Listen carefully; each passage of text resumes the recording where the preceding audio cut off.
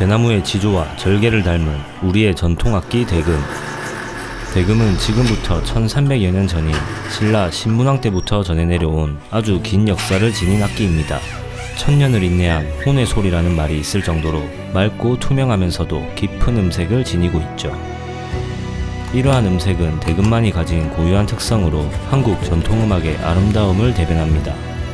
오늘 영상의 주제는 대금입니다. 대금이 어떻게 만들어지는지 함께 만나보시죠.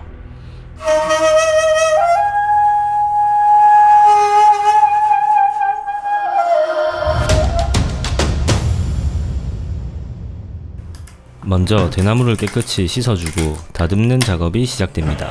그 후 타지 않게 불로 그을려 주는데요. 이 과정에서 엽록소와 대나무의 진액이 빠집니다. 보통 겨울에 대나무를 채취해서 1년 정도 건조 과정을 거치고 1차, 2차 두 번에 나누어서 불질을 해줍니다. 대금을 제작하기 위한 대나무는 지름이 3에서 4cm, 3년 이상 된 것이 좋습니다. 보통 대나무는 속이 많이 비어 있는데요. 대금은 내경, 즉 내부 구멍의 크기가 16mm가 되어야 합니다. 속이 너무 많이 비어 있으면 16mm를 넘어가게 되겠죠. 그래서 속이 꽉 차 있는 쌍골죽을 사용합니다.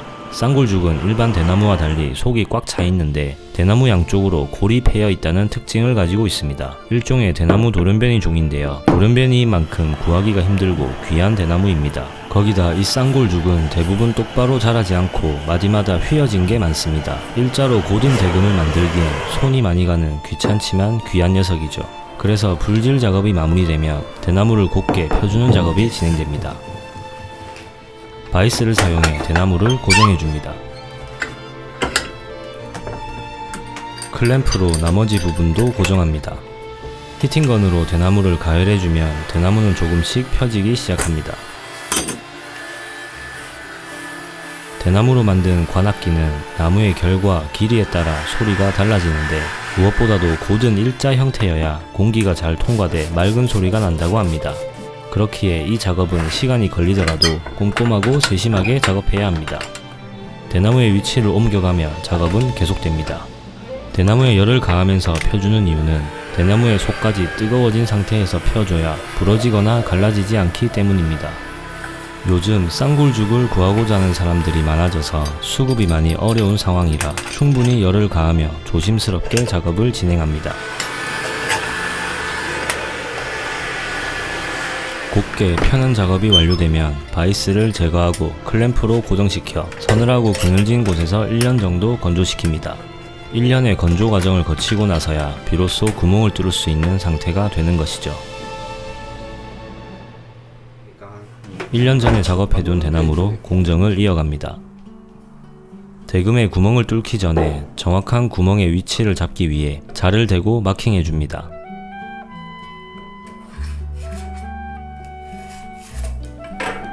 대금에는 여러 개의 구멍이 있는데요. 소리를 내기 위해 입술이 닿는 취구 1개, 손가락으로 막아 음정을 표현하는 지공 6개, 음정을 보정하고 튜닝을 위한 칠성공 1개, 갈대청을 붙이는 청공 1개가 있습니다. 취구에서 첫 번째 지공까지의 간격은 2.4cm, 첫 번째 지공에서 두 번째 지공까지는 3.8cm, 두 번째에서 세 번째는 4.2cm, 그 뒤로 4.5, 4, 4cm의 간격을 두며 여섯 번째 지공에서 마지막 칠성공까지 9.5cm의 간격을 줍니다.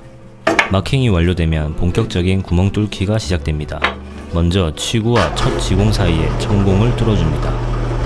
청공은 가로 1.8cm, 세로 2cm로 뚫습니다.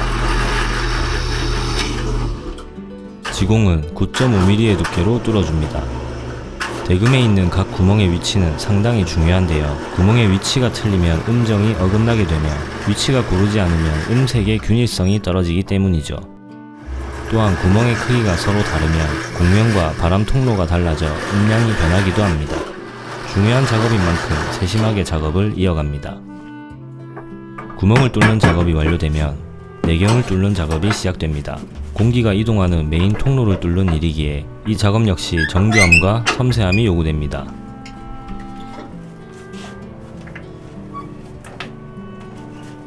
(16mm) 두께의 긴 드릴을 장착합니다. 한 번에 구멍을 뚫는 것이 아니라 앞뒤로 여러 번 움직이며 작업합니다. 오랜 세월 대금을 만드시다 보니 정확하게 뚫렸는지 한쪽으로 치우치진 않았는지 감으로 느껴지신다고 하셨습니다. 내경을 뚫는 작업이 완료되었습니다. 완벽합니다. 이제 칼을 사용해 각 구멍을 다듬어 줍니다. 사람마다 손가락의 크기가 다르기 때문에 주문자에 따라 지공의 구멍 크기도 달라집니다. 각 구멍의 크기가 균일해야 음색과 음량의 일관성이 유지되기 때문에 정밀하게 깎고 다듬어 줘야 합니다. 표면도 매끈하게 다듬어 줍니다.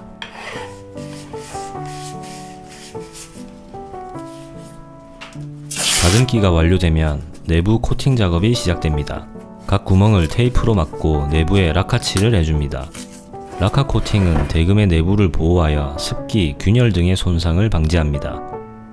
라카를 대금 내부에 붓고 천천히 돌려주면 전체적으로 고르게 발립니다. 왜 빨간색 라카를 사용하시는지 여쭤보니 예전에는 녹색도 사용하고 해봤는데 그냥 빨간색이 제일 예뻐서 사용한다고 하셨습니다. 하긴 초록색이면 이상할 것 같긴 합니다. 라카가 마를 때까지 기다려줍니다. 마지막 공정은 대금 줄매기입니다. 낚싯줄을 대금에 감아주는 작업인데요. 대금은 나무로 만들어진 악기다 보니 시간이나 온도, 습도에 따라서 악기가 뒤틀릴 수 있습니다. 낚싯줄을 묶어 악기의 틀어짐을 방지해주는 것이죠. 또한 대금을 손으로 잡을 때 이 낚싯줄은 지지대의 역할을 해주기도 합니다.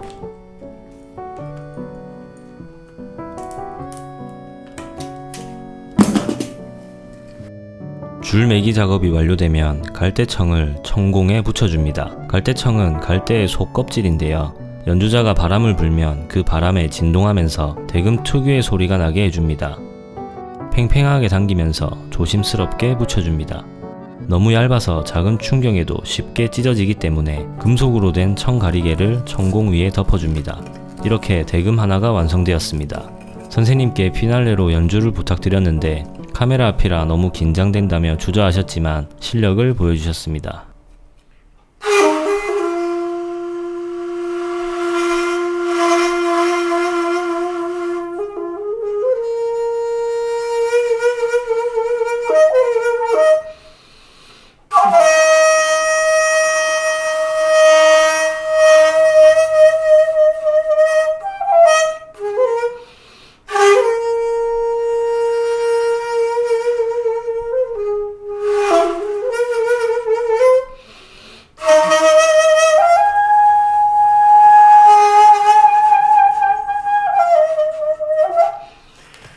아이고, 그 두 개 중에 알아서 해라.